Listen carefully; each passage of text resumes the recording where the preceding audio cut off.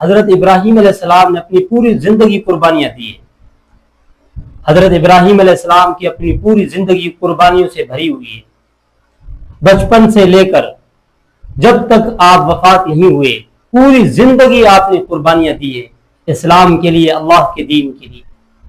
اور ایسی بے مثال قربانیاں دی ہیں۔ اصل مقصد دین کا قربانی ہے، یعنی اللہ کی راہ میں قربانی دینا، اللہ کی راہ میں اپنی جان فدا کرنا، اپنا مال لٹا دینا، اپنا گھر لٹا دینا، اللہ کے لیے سب کچھ قربان کر دینا، یہ ابراہیم علیہ السلام کی سنت ہے، یہ ابراہیم علیہ السلام کا راستہ ہے جس پر ابراہیم علیہ السلام چلتے تھے، اللہ کی طرف لوگوں کو بلاتے تھے، دعوت دیتے تھے۔ یہ وہ قربانی ہے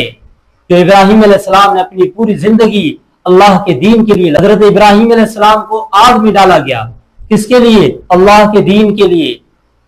اور حضرت ابراہیم علیہ السلام نے اپنا وطن چھوڑ کے ہجرت کی، کس کے لیے؟ اللہ کے دین کے لیے۔ یہ قربانی تھی کہ آپ نے اپنا وطن چھوڑ دیا، ہجرت کی، کہ اللہ رب العالمین نے اس کو حکم دیا کہ اپنے بیٹے کو ذبح کر دے، اور ابراہیم علیہ السلام اس کے لیے تیار ہو گئے۔ تو اللہ رب العالمین نے ابراہیم علیہ السلام کو اس امتحان میں کامیاب کیا، اور وہ کامیابی ابراہیم علیہ السلام کی قربانی بن گئی، اور وہ قربانی ہمارے لیے بھی اللہ کے نبی صلی اللہ علیہ وسلم نے بھی کی، اور تمام مسلمانوں کے لیے بھی یہ سنت بن گئی۔ اصل بتانے کا مقصد یہ تھا کہ ابراہیم علیہ السلام کی قربانی دین کی قربانی تھی، اللہ کے لیے قربانی تھی،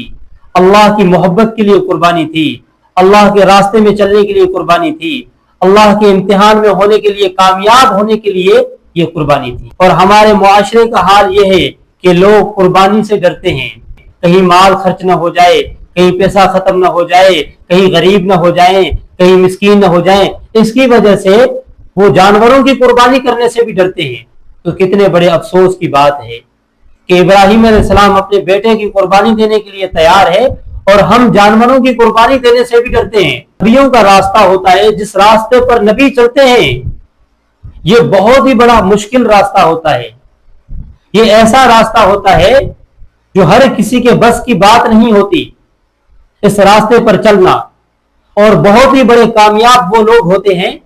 جو ان کے ساتھ اس راستے پر چلتے ہیں، جو صحابہ ہوئے، جیسے کہ ہمارے نبی کریم صلی اللہ علیہ وسلم کے صحابہ تھے، آپ کے ساتھ ہر جنگ میں شریک ہوئے، آپ کے ساتھ ہر قربانی دی، حتیٰ کہ جان کی قربانی بھی دی، مال کی قربانی بھی دی، اولاد کی قربانی بھی دی، اور وطن کی قربانی بھی دی۔ یہ صحابہ